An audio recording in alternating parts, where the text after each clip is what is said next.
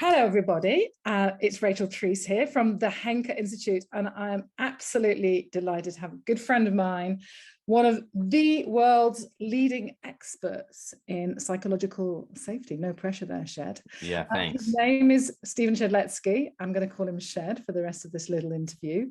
And I know that he's got some amazing things to share with everybody.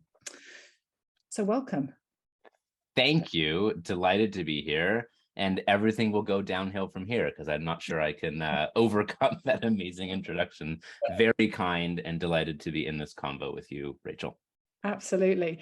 So people might have heard about safe space. I asked my husband earlier about, do you know what a safe space is? Yeah, kind of, but he was a little bit lost. So how important is creating a safe space? So I think the answer is it depends, because the answer is a human answer, and all human answers are dynamic, messy, not black or white, they are gray.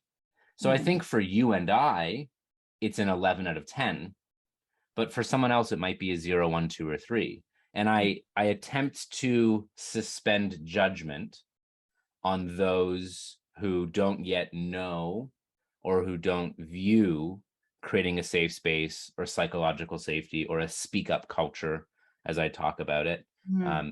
Amy Edmondson, who I think is the world renowned expert on psychological safety. I mean, she is the founding mother of psychological safety.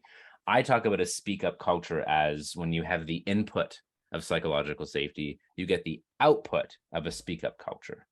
Okay. Now, what a speak up culture means, or what creating a safe space, I think these are all similar terms. So like I personally, Rachel, and if you're fine with it, will call creating a safe space, psychological safety, and a speak up culture. I think they're synonymous. Okay. Are you okay with that? Okay with that. Perfectly. Great. So what I mean by speak up culture is people feel safe to share ideas, even if they're half baked. I've shared ideas before that are half-baked and have been punished, saying it's an inappropriate time and this is an executive meeting. That's being punished for sharing a thought, right? Sharing concerns, even if they're unpopular. Disagreeing, even with a senior leader. Having a safe space or having a speak-up culture is if you share with someone more powerful than you that you think their baby's ugly, that they're okay with it. And they say, tell me more. Now, that's not a great example because I don't want to talk about their actual baby, but their idea or something, their behavior, a strategic choice, right? And that inside of a safe space, a leader will go, tell me more. That must be hard. It must be hard for you to share that. But I think there's merit behind what you're saying, or I want to hear the merit behind what you're saying, even if I disagree, right? A telltale sign of a safe space or a speak up culture is we disagree well. And even speak up culture means we can also talk about our mistakes. So if you are interested in innovation, creating a safe space and a speak up culture, highly important. If you're interested in creating a very hierarchical, top down, old fashioned, do as I say because I'm in charge, creating a safe space is not very important for you. And I wish you all the best of luck. But it probably won't be fun for you or for your people or successful in the long run. So what's the reason, Shed, that people find this so difficult to do? Because it is. It's because it's hard. How hard? The hardest. It's trust. Like trust is hard. Loving someone is hard. Loving and trusting takes risk. Your truth plus my truth equals higher truth. Like relationships are hard. How easy is it to be married? How easy is it to have employees? How easy is it to have clients? It's not. It is not easy being in human relationship. Now add on virtual communication and texting. Like the only person's tone of voice you hear when someone texts you is your own. That's it. So you could send me a text message or an email, and I could read it with a tone, And I could go, how dare she? And then I write one back, pardon me? And you're like, oh, now it's on, right? And like, for all I know, if I just picked up the phone and I said, Rachel, I'm assuming this isn't your intention, because one of our values in our relationship at this company is that we assume positive intent. So I'm going to assume positive intent. But I need you to know that though maybe it wasn't your intent, the impact of your email was this. It made me feel insecure. It actually made me angry. I know you don't want me to feel that way. So can we have a conversation about that email? Right? Email, Slack, text messages, all the things are very good for transaction. Here's that information. The meeting is at this link or in this room. Anytime that you go into brainstorming, feedback, emotions, pick up the phone, have a face-to-face, whether it's video or in person. So is it difficult to do? Yes. Why? Because we're human. And our only truth is our own perception. And so we need to work really hard in creating safe, like the value of creating a safe space is for me to understand with as much intimacy and with as much depth as possible and appropriate, what is your truth? And for me to share similarly mine. And the worst thing that happens is your truth is here and my truth is here. And we may not be able to reconcile it. And we go, you know what? What's best is that we shift this relationship. That's okay. Or we work to get to this place where we can see what each other sees. I've seen brilliant work done with people who are on opposing views of policies, whether it's in the workplace or beyond, on immigration rights, on abortion rights, on gun control, on LGBTQ rights. I've seen an amazing facilitation of people who are on exact polar opposites of those spectrums, and with the right environment of a safe space, the right design of questions, that they're able to actually form a friendship with someone who holds a complete polar opposite. And the way they do it is by listening to and validating that other person's experience. Why is it that you are pro-gun? Why is it that you are pro-gun reform? And to get to a point to go, I can understand why you hold the view that you hold, and you can actually progress in that relationship, which I think is pretty darn worthwhile. And society needs a lot more of that right now. Absolutely. I'm curious. One of the things that you talked about was the texts and social media, etc. So other generations, I've got a 16-year-old, as you know, and this generation, that they're behind their screens, a lot. Is it more difficult for those generations to create a safe space, given you talked about picking up the phone and speaking to people? I think so. I mean, I won't recite the exact research, but I've seen research that millennials don't pick up the phone, but you can send a voice note. A voice note is better than a text. And while a lot of socialization happens online, it is easier to bully online, because it's a lot easier to say something to someone behind a screen than it is to their face. There was a brilliant thing done years ago where I think it was Jimmy Fallon, a baseball player who used to play for the New York Yankees, whose name is Robinson Cano, chose to go to Seattle in free agency with a big contract. So of course, Yankee faithful did not feel very kindly to Robinson Cano's choice to leave the Yankees, take a huge contract, and go to a rival team. Now, the first time Cano was coming back to play at Yankee Stadium, Jimmy Fallon and his writers and producers thought it'd be funny to get a life-size cutout of Robinson Cano, put it on the streets of New York City, and see what New York fans do when they interact with this life-size poster. And they would stop Yankee fans and say, what do you have to say to Robinson Cano? Very neutral question. And every one of them trashed him, how dare you, you traitor, you suck, you stink, you're not welcome here. Like awful, awful things, like mean tweets. And then miraculously, the real human being, Robinson Cano, walked out from behind this life-size cutout.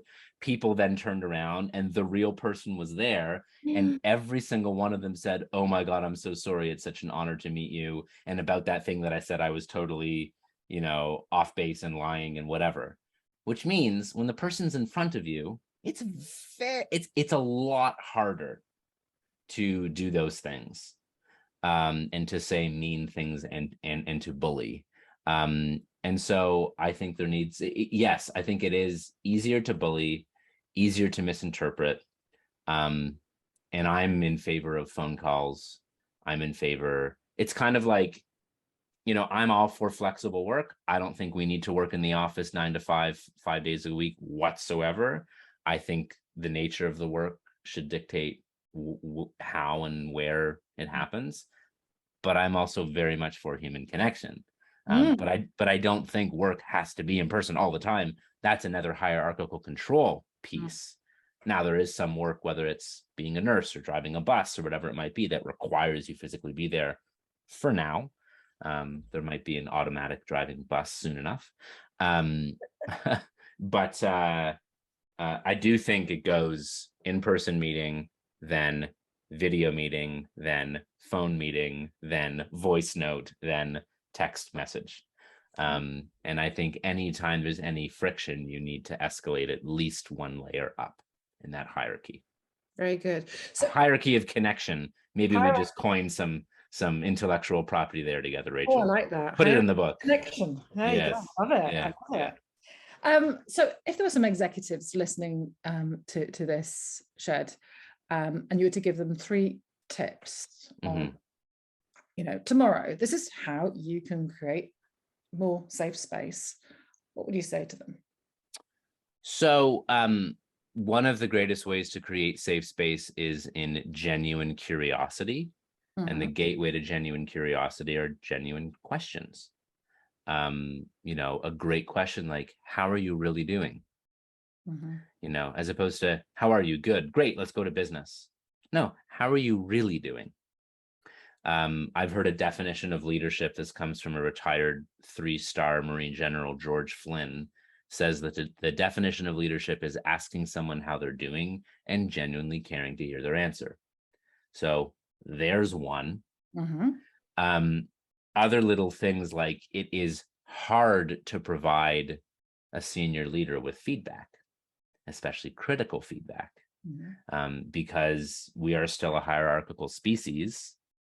And there's a power dynamic. So as a leader, a whisper is a shout. The 2 components that I've learned of a speak up culture that I'm writing about in my book is encourage and reward. Right. And it's a cycle. So people must feel as though they are encouraged to, and that it is worth the risk to their reputation, the risk to their relationship, and the risk to their job to speak up and share an idea, a concern, a disagreement, or a mistake.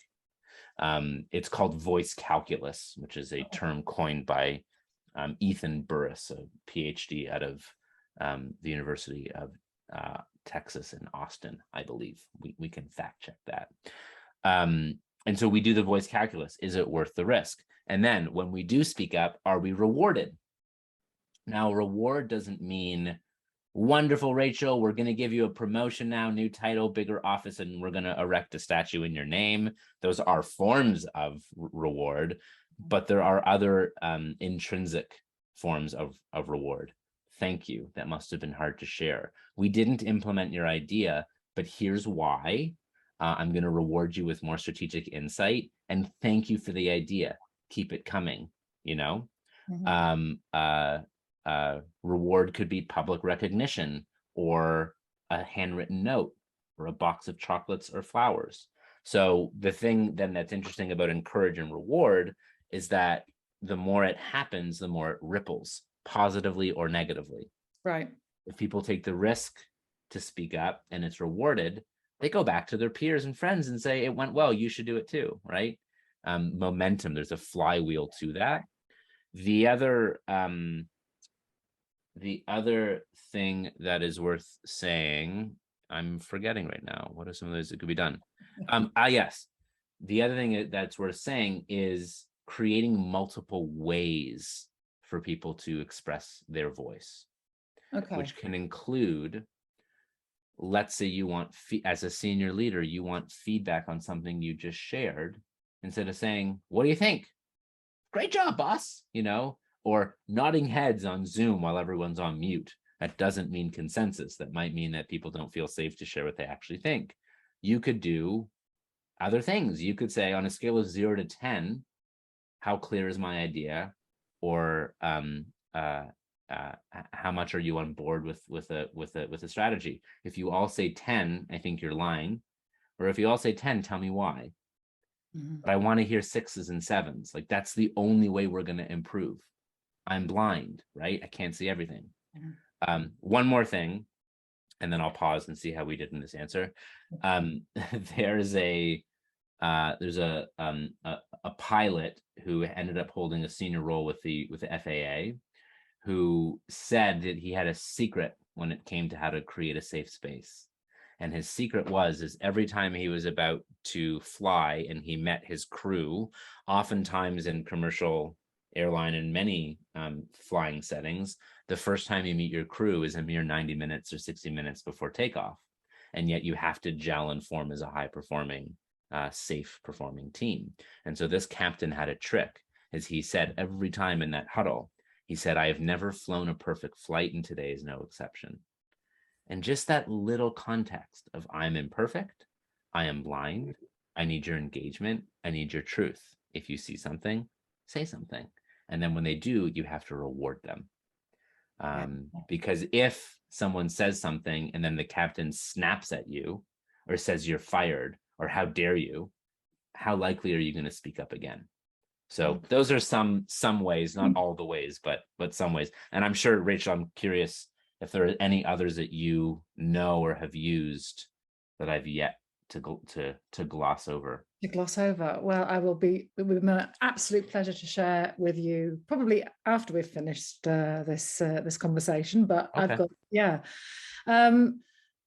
my last question is around Henker and sustainable performance. So at Henker, the core of our model is around sustainable performance in organizations. Every single organization, or most organizations that are out there, need to perform in some way, shape, or form, but we want it to be sustainable.